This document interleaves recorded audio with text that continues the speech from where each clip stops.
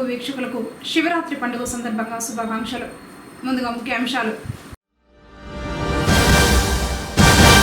పట్టుదల సంకల్పం ఉంటే ఏదైనా సాధించవచ్చు. జలహారతి కార్యక్రమంలో పాల్గొన్న సీఎం నారా చంద్రబాబు నాయుడు. శివనామ స్మరణతో మారుమోగిన శైవ క్షేత్రాలు. అగస్తేశ్వర స్వామిని దర్శించుకున్న ఎమ్మెల్యే పెద్దిరెడ్డి రామచంద్రారెడ్డి. వార్తలను వివరాలు. రాష్ట్ర ముఖ్యమంత్రి నారా చంద్రబాబు నాయుడు చిత్తూరు జిల్లాలో సోమవారం ఒకరోజు పర్యటనలో భాగంగా పుంగనూరు మండలం సింగిరింట వద్ద ఏర్పాటు చేసిన హంద్రే నీవా కృష్ణమ్మ జలాలకు జలహారతి కార్యక్రమంలో ఆయన పాల్గొన్నారు.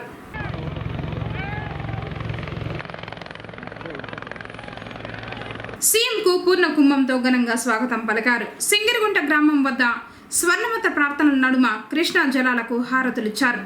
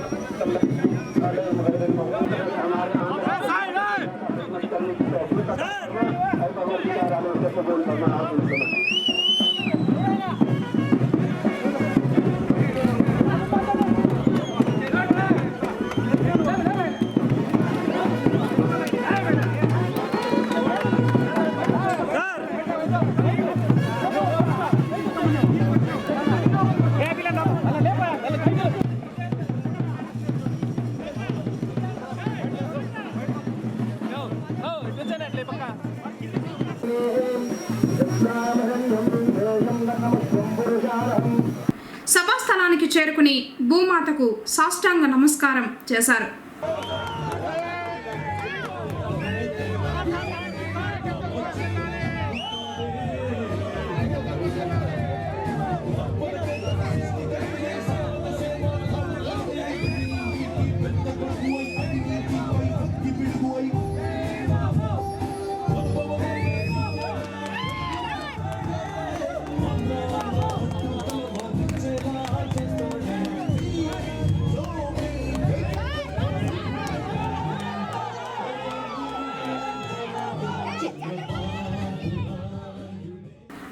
ప్రజలను ఉద్దేశించి సీఎం నారా చంద్రబాబు నాయుడు ప్రసంగించారు.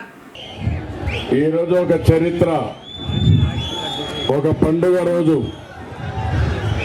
మహాశివరాత్రి. పుణ్యం కోసం, మంచి కోసం శివుణ్ణి ప్రార్థిస్తాం.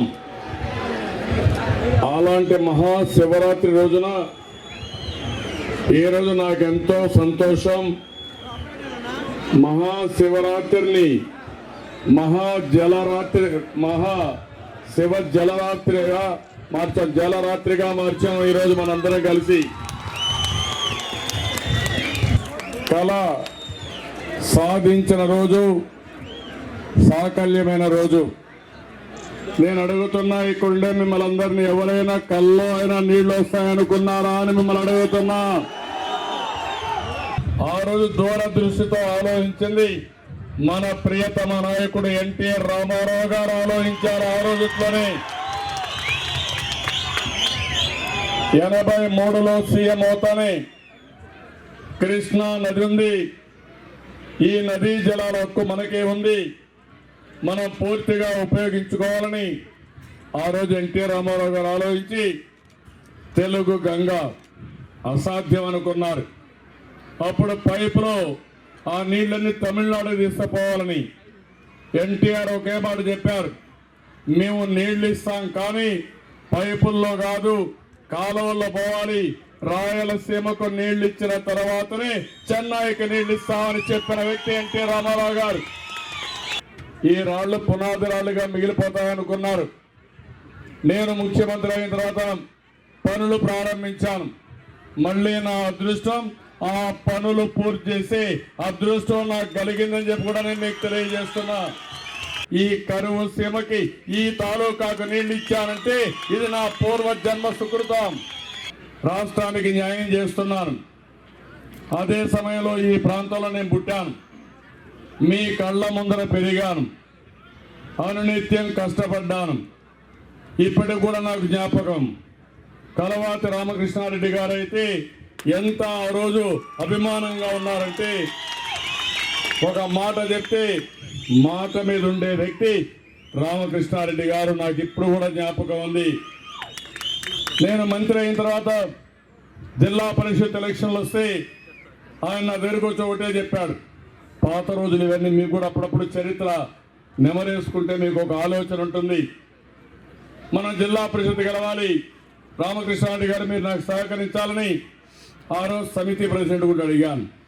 ఒకే మాట చెప్పాడు, మీరు నాకు నచ్చారు, మీరు సిన్సియర్గా పనిచేస్తున్నారు, నేను మీతోనే ఉంటా, మీకు సహకరిస్తానని ఆ రోజు మాట ఇచ్చిన వ్యక్తి చనిపోయే వరకు నాతోనే ఉన్నాడు. అది నీతి నిజాయితీ విలువలతో కూడిన రాజకీయం. నీళ్ళు ఇస్తే ఇక్కడుండే ఎమ్మెల్యే ఎక్కడున్నాడు, ఎప్పుడున్నా నీళ్ళు ఇమ్మని అడిగాడా అని మిమ్మల్ని అడుగుతున్నా. మీ ఓట్లు మాత్రం కావాలి, అంతే కదా. మీరు అమాయకులు ఓట్లు వేస్తారు. నేను అడుగుతున్నా మిమ్మల్ని, ఎక్కడిది అధికారం? పనులు చేయని వాళ్ళు ఓట్లు అడిగే హక్కుందా తమ్ముళ్ళని మిమ్మల్ని అడుగుతున్నా. 5 సంవత్సరాలు ఎవరు చేశారు మీకు పనులు నేను అడుగుతున్నా. ఈ రోజు మీరందరూ ఆనందంగా ఉన్నారా లేదా అని మిమ్మల్ని అడుగుతున్నా. ఆనందంగా ఉన్నామంటే గట్టిగా చప్పట్లు కూడా చెప్పండి. విసుగు చెంది విరామం కోరలేదు.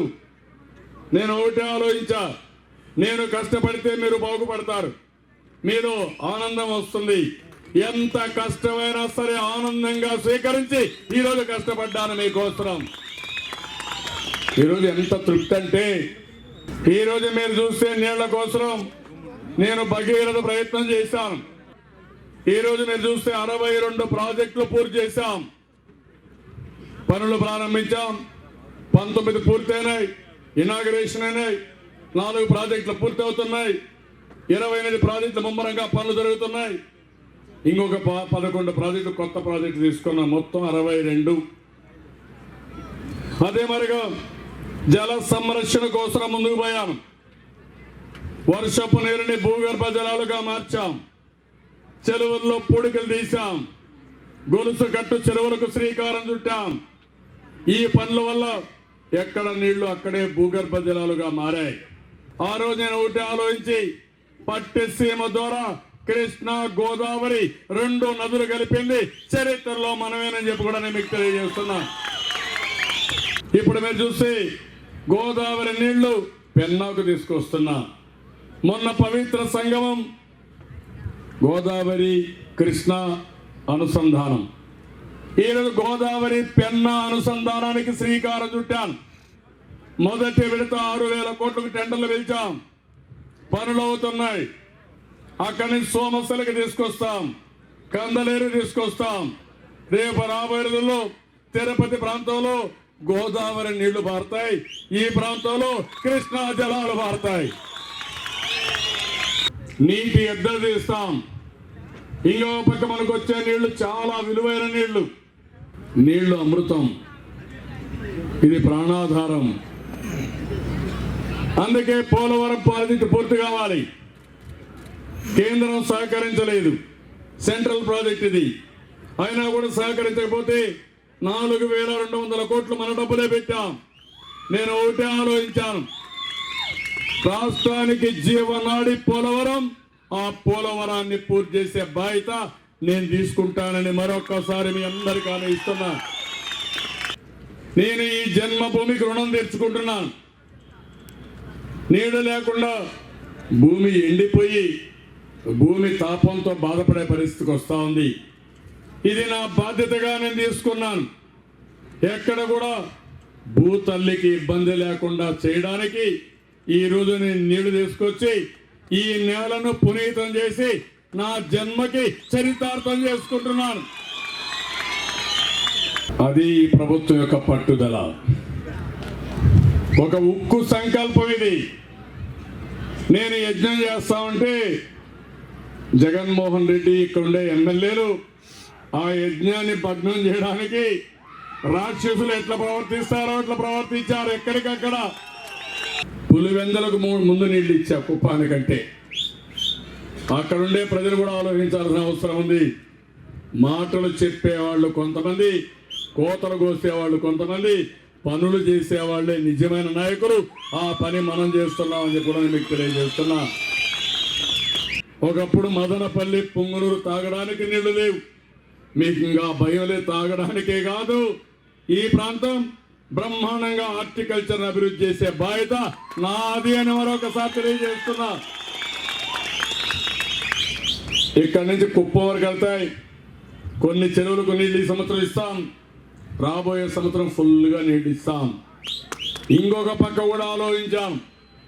హంద్రీ నేవా 565 కిలోమీటర్లు వస్తే కొన్ని నీళ్లు రిజర్వాయర్ లేకుండా ఇబ్బంది ఉంటే గండికోట, చిత్రావతి దాని కిందన హంద్రీ నేవా కలుపుతున్నాం. ఒక లిఫ్ట్ తీసుకొని 1600 కోట్లు ఖర్చు పెడుతున్నాం.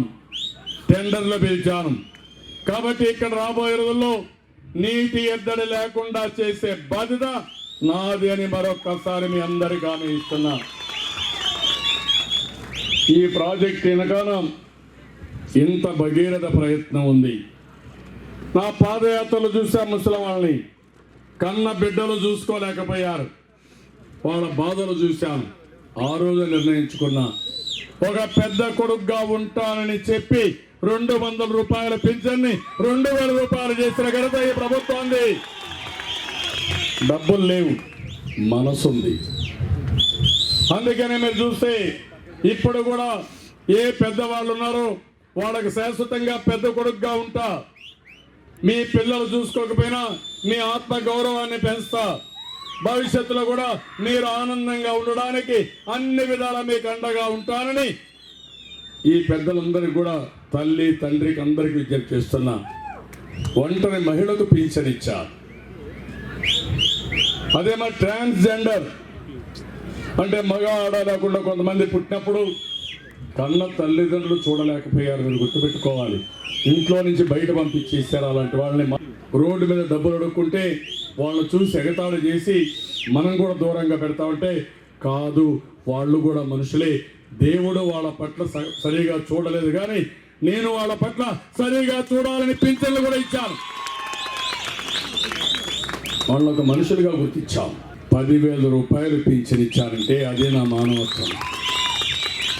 నేను కొంతమందికి కన్న కొడుకుగా ఉండాలి, కొంతమందికి బాధ్యత కలిగిన కుటుంబ పెద్దగా ఉండాలి. నేను సంపాదిస్తా, మీకు పంపిస్తా, మీరు కష్టపడకూడదని నేను పంపించాను. 55 లక్షల మందికి పంపిస్తున్నాం. 15,000 కోట్ల రూపాయలు ఖర్చు పెడుతున్నాం. అదే నేను చూపించిన చొరవ ఒక్క పింఛన్ల విషయంలో. మా ఆడబిడ్డలు ఉన్నారు. నేనే డాక్రా సంఘాలు పెట్టాను. అది నా మానస పుత్రిక.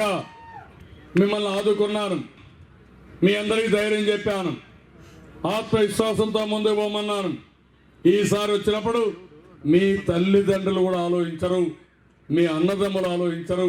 మంది రక్త సంబంధం కాకపోయినా పూర్వ జన్మ అనుబంధంగా భావించి 1 కోటి మంది చెల్లెమ్మలకి పసుపు కుంకుమ పెట్టాను. ఏమో చెల్లెమ్మలు ఆనందంగా ఉన్నారా అని మిమ్మల్ని అడుగుతున్నా. అన్నదాత సుఖీభవ తీసుకొచ్చా. 10% వడ్డీతో సహా ఈరోజు రైతులకి 24,500 కోట్ల రూపాయలు రుణమాఫీ చేశాం. ఎలక్షన్ల ముందు ఆ డబ్బులన్నీ మీ అకౌంట్కి వస్తాయి. మీకు ఎవరికి భయం అవసరంలా. మళ్ళీ అన్నదాత సుఖీభవ తీసుకొచ్చి ఈరోజు మీరు చూస్తే గవర్నమెంట్ ఆఫ్ ఇండియా 6,000 3 సార్లు ఇస్తారు. నేను వాళ్ళకి 9,000 ఇస్తున్నా. మిగిలిన రైతులకు ఇవ్వమన్నారు. 2 హెక్టార్ల పైన ఉంటే కాదు, రైతే ఇవ్వాలని ప్రతి ఒక్కరికి 10,000 రూపాయలు ఇస్తున్నానని చెప్పి కూడా మీకు తెలియజేస్తున్నా. యువతకు ఒకటే విజ్ఞప్తి చేస్తున్నా, మీరు కూడా ఆలోచించాలి. జగన్మోహన్ రెడ్డి వంటి వల్ల ఏం వరకు అందరినీ జైలు తీసుకుపోతున్న అవసరం అయితే వీళ్ళంతా కూడా రాజకీయాలు తెలిసి కాదు, ఆశ దురాశ రాజకీయాల్ని భ్రష్టు పట్టిస్తున్నారు. ఒకసారి పోటీ చేసి రెండోసారి పోటీ చేయరు వాళ్ళు, ఎందుకని వెళ్ళిపోతారు. ఉండే డబ్బులని జోబీలు ఖాళీ అవుతాయి, కొత్తోడు వస్తాడు, మళ్ళీ దిగుతాడు అక్కడ మూటలు పట్టుకొని వచ్చే వాళ్ళకి సీట్లు ఇస్తారా తమ్ముళ్ళు అని మిమ్మల్ని అడుగుతున్నా. ఇదేనా ప్రజాసేవ అని మిమ్మల్ని అడుగుతున్నా. ఇంకొక పక్కన ఈరోజు మీరు చూశారు, మన పోలీసుల పైన వాళ్ళకి నమ్మకం లేదంట. కోడి కత్తి కేసు ఎవరు డీల్ చేస్తారు తమ్ముళ్ళు? కోడి కత్తి కేసు ఎన్ఐఏ, కోడి కత్తి తింటే ఎన్ఐఏ ఢిల్లీ నుంచి వస్తుంది. ఎక్కడికి పోతున్నారని అడుగుతున్నా. మనం ఎస్టాబ్లిష్ చేశాం, వాస్తవాలు చెప్పాం. కడాన షర్మిలా కేసు మీద మన మీద ఆరోపణలు పెట్టి తెలంగాణ పోలీసులకి ఇస్తారు. ఇమాములకి మౌజములకి ఆందోళన ఇచ్చిన ఏకైక ప్రభుత్వం ఈ తెలుగుదేశం ప్రభుత్వం. హాజ్ హౌస్లు కట్టిన ప్రభుత్వం ఈ ప్రభుత్వం. మైనారిటీలకు అండగా ఉన్నాం, రక్షణగా ఉన్నాం. మీరు ఆ విషయం గుర్తుపెట్టుకోవాలి. ఈరోజు జగన్మోహన్ రెడ్డి గారు పోయినసారి మీ ఓట్లు వేసుకుని ఇప్పుడు నరేంద్ర మోడీకి ఊడిగం చేస్తున్నాడు. ఒక్క మాట మాట్లాడడం లేదు, త్రిబుల్ తలాక్ విషయంలో మాట్లాడలేదు, మీ సంక్షేమం గురించి మాట్లాడు, మీ మీద దాడులు వస్తే మాట్లాడు. రేపు రాబోయే రోజుల్లో మీరు జగన్మోహన్ రెడ్డికి ఓటేస్తే నరేంద్ర మోడీకి డైరెక్ట్ గా ఓటేసినట్టే. ఆ తర్వాత మీకు భద్రత ఉండదు. నేను ఆ రోజు ఈ రోజు హామీ ఇస్తున్నా, మత ఘర్షణలు తగ్గించాను. హైదరాబాద్ లో కర్ఫ్యూ లేదు. దానికి కారణం తెలుగుదేశం ప్రభుత్వం అనే విషయం మీరందరూ గుర్తుపెట్టుకోవాల్సిన అవసరం ఉంది. భవిష్యత్తులో ముస్లింలకి 4% రిజర్వేషన్ ఉంటాయి. ఇంకా అవకాశం వస్తే పెంచుతాను. 29 లక్షల ఇండ్లకు ప్రారంభం చేశాం, 11 లక్షల ఇండ్లు గృహప్రవేశం చేశాం, 80,000 కోట్ల రూపాయలు ఖర్చు పెడుతున్నాం. పేదవాడి ఇంటి కళ సాఫల్యం చేసే బాధ్యత నాది. ఎక్కడ సంక్షేమానికి డోకా లేదు. We are number 1. అభివృద్ధికి ఎక్కడ కూడా ఎన్ని అడ్డంకులు పెట్టినా మనమే నెంబర్ 1. 700 అవార్డులు వచ్చాయి. మోడీ గారు ఢిల్లీలో అవార్డులు ఇస్తారు, గుంటూరుకు వస్తే మనం తిడతాడు. ఢిల్లీలో అవార్డు ఇస్తాడు, విశాఖపట్నం వస్తే నన్ను తిడతాడు. ఆయన ఏదో పెద్ద దేశభక్తుడు, నేను దేశభక్తుడు కానట్టు. ఈయన దేశభక్తి ఎలక్షన్లో గెలవడానికి దేశభక్తి. అదే పవన్ కళ్యాణ్ చెప్పాడు. 2 ఏళ్లకు మునిపే చెప్పాడు ఎలక్షన్ ముందు యుద్ధం చేస్తామని. ఎలక్షన్ ముందు ఎవరైనా యుద్ధం చేస్తారా తమ్ముళ్ళు అని మిమ్మల్ని అడుగుతున్నా. ఇది ఎక్కడ న్యాయం అని నేను అడుగుతున్నా. చెప్పమంటే చెప్పడు. అంటే రాజకీయ లబ్ధి కోసం యుద్ధం, ఇది దేశ శ్రేయస్సు కోసం అని అడుగుతున్నా. దానికి సమాధానం చెప్పరు. ఏదో ఈయనొక్కడే దేశాన్ని కాపాడినట్టు, చరిత్రలో ఈయనే దేశాన్ని మోసినట్టు మొత్తం మాట్లాడతారు. దేశాన్ని భ్రష్టు పట్టించారు. ఆర్థిక వ్యవస్థ అస్త వ్యస్తం అయిపోయింది. ఈరోజు సమాజం అతలాకుతలం అవుతా ఉంది.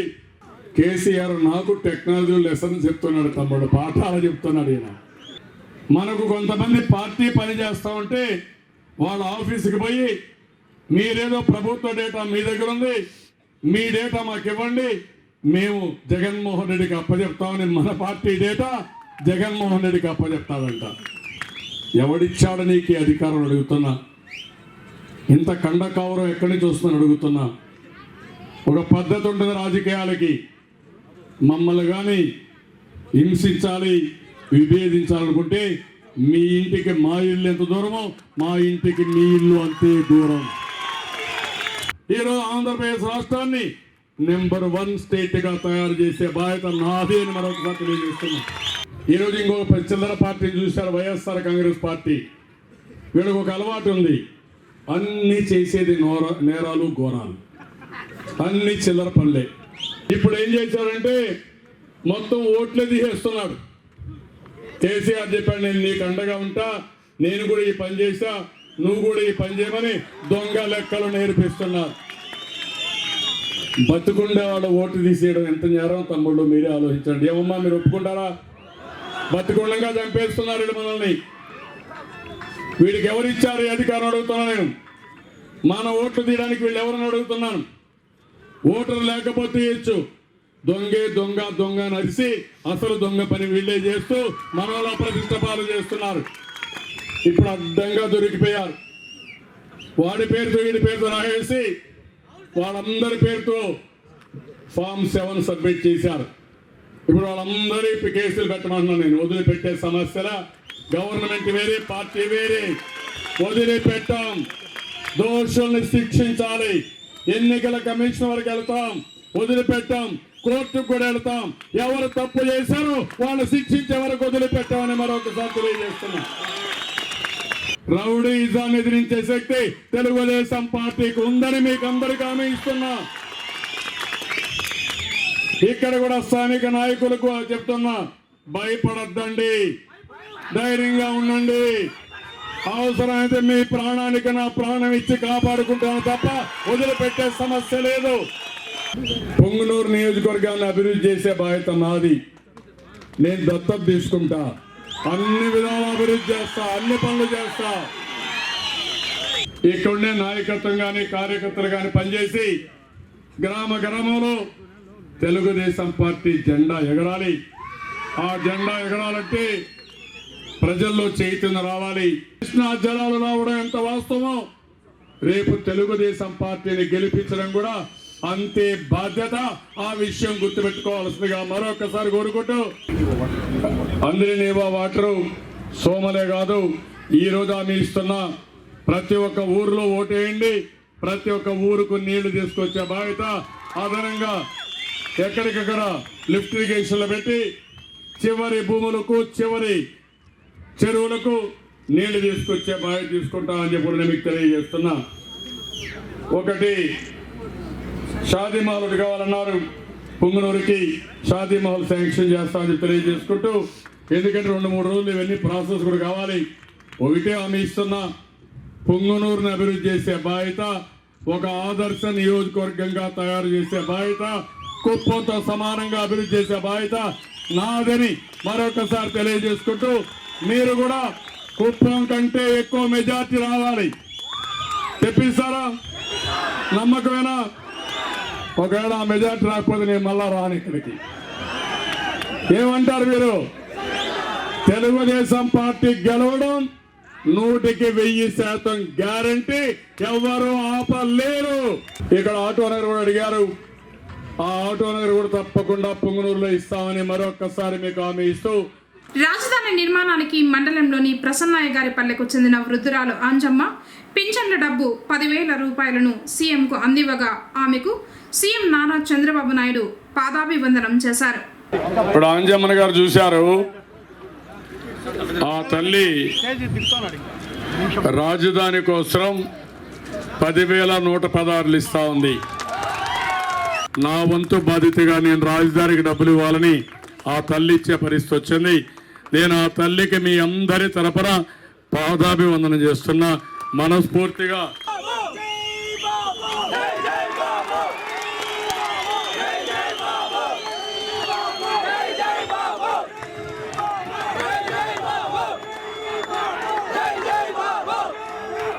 ఇది కూడా పింఛన్ డబ్బులు. ఏం తమ్ముళ్ళు, పింఛన్ డబ్బులు ఇచ్చిందంటే ఆ తల్లిని ఎంత అభిమానించాలి. అది చరిత్ర, అది మన మీద ఉండే నమ్మకం. అలాంటి తల్లుల్ని మనస్ఫూర్తిగా అభినందిస్తూ మరొకసారి అందరికి నమస్కారం. కార్యక్రమంలో మంత్రి అమర్నాథ్ రెడ్డి, నియోజకవర్గ ఇన్ఛార్జ్ అనీషారెడ్డి, సమన్వయకర్త N Srinath Reddy, TTD board సభ్యుడు చల్లాబాబు, నేతలు లలిత థామస్, వెంకటరమణరాజు, మధుసూదన్ నాయుడు, రామనాథం నాయుడు, రాయల్ జగదీష్, సీఎం సురేష్, పట్టణ మరియు రూరల్ అధ్యక్షులు ఖలీల్ అహ్మద్, నాగరాజ యాదవ్, బగ్గడి గోపాల్, కౌన్సిలర్లు తదితరులు పాల్గొన్నారు. పొంగనూరు మండలం నెకొంది సమీపం కొండపై దక్షిణ కాశీగా పేరొందిన శ్రీ అగస్తేశ్వర స్వామిని మహాశివరాత్రి పర్వదినాన ఎమ్మెల్యే పెద్దిరెడ్డి రామచంద్రారెడ్డి దర్శించుకున్నారు. ఆయనకు పూర్ణ కుంభంతో స్వాగతం పలికారు. అగస్తేశ్వరుని ఆయన దర్శించుకున్నారు.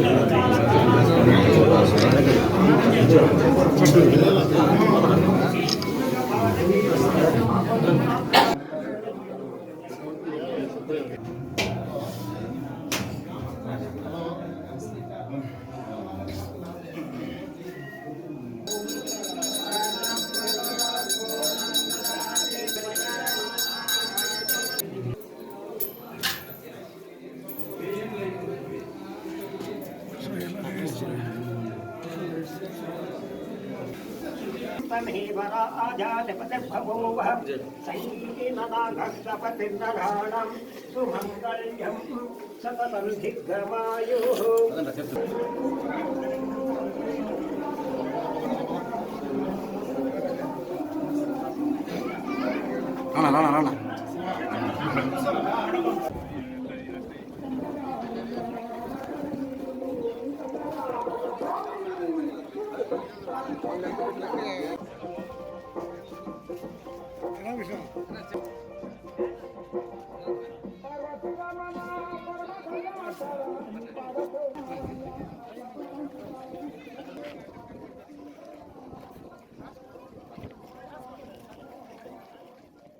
పుంగనూరు పట్టణంలో శ్రీ కాశీ విశ్వేశ్వర స్వామి ఆలయంలో శివరాత్రి పర్వదినం సందర్భంగా శివనామ స్మరణతో హోరెత్తింది.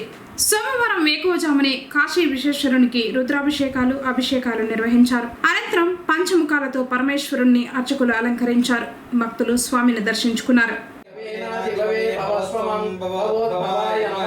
वामुदेवाय नमो ज्येष्ठाय नमो श्रेष्ठाय नमो सर्वसर्वेभ्यो नमस्ते सुकृतरूपेभ्यः तत्पुरुषाय विद्महे महादेवाय धीमहि तन्नो रुद्रः प्रचोदयात् ईशानः सर्वविद्यानामीश्वरः सर्वभूतानां ब्रह्मादिति ब्रह्मण्योदिति ब्रह्मस्योमेश्वरः त्र्यम्बकान् त्रिपुरान्तकान् त्रिकाग्निकालान् त्रिलोकेशान् त्र्यम्बकान् त्रिपुरान्तकान् त्रिकाग्निकालान् निधनपते नमः निधनपदान्तिकान् उद्भारम् उद्वलिङ्गान् विरण्यान् विरण्यलिङ्गान् सुवर्णान् सुवर्णलिङ्गान् ज्वलायन् ज्वललिङ्गान् आत्मायम् आत्मलिङ्गान् परमान् परमलिङ्गान् यतोत्सवस्य सूर्यस्य सर्वलिङ्गस्तवे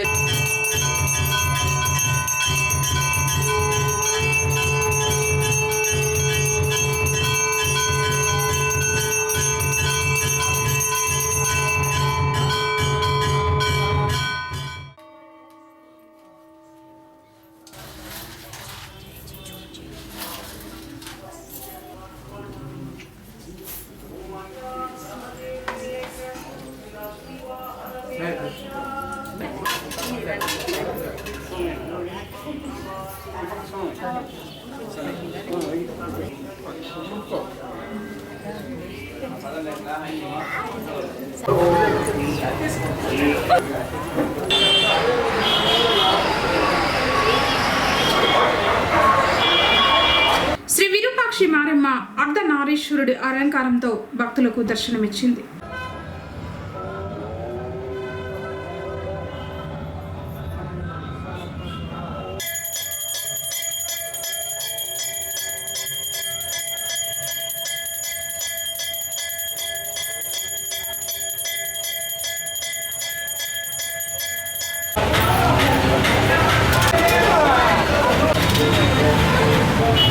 మహాశివరాత్రి సందర్భంగా శివాలయాలు సోమవారం శివనామ స్మరణతో మారుమ్రోగాయి. పట్టణంలో శ్రీ భోగనంజుండేశ్వర స్వామి ఆలయంలో అభిషేకాలు విశేష పూజలు జరిగాయి. భక్తులు స్వామిని దర్శించుకున్నారు. महान शंभवे महान पिनाकने महान सस्यकराय महावामदेवाय महाविरूपाक्षाय महान कपर्दे महान निर्लोयताय महान शंकराय महान शूलपाय महाकटकाग्नि महाविष्णुवल्लभाय महान शिवविष्टाय महाम अंबिकानादाय महाम श्रीकंठाय महाम भक्तवत्सलाय महाम भवाय महाम शर्वाय महाम त्रिलोकेशाय महाम स्थिकंठाय महाम शिवप्राय महाम उग्राय महाम कामार्गय महाम अंधकासुदाय महाम गंगाधराक्षय महाम कालकालाय महाम कृपानिधि महाम भीमाय महाम परशुहस्ताय महाम मृगपाणि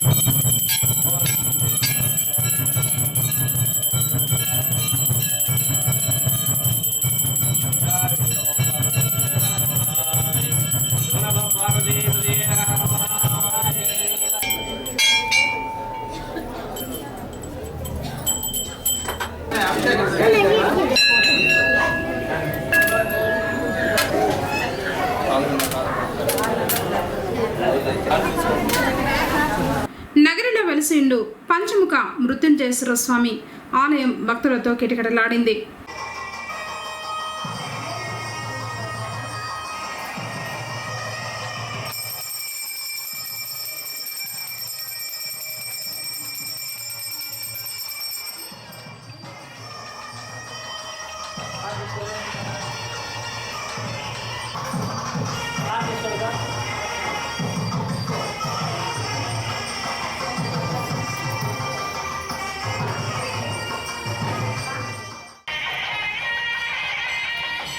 శ్రీ సోమేశ్వర స్వామి ఆలయంలో శివలింగానికి అభిషేకాలు, ప్రత్యేక పూజలు నిర్వహించారు. భక్తుల దర్శనార్థం ఉత్సవమూర్తులను ఉంచారు.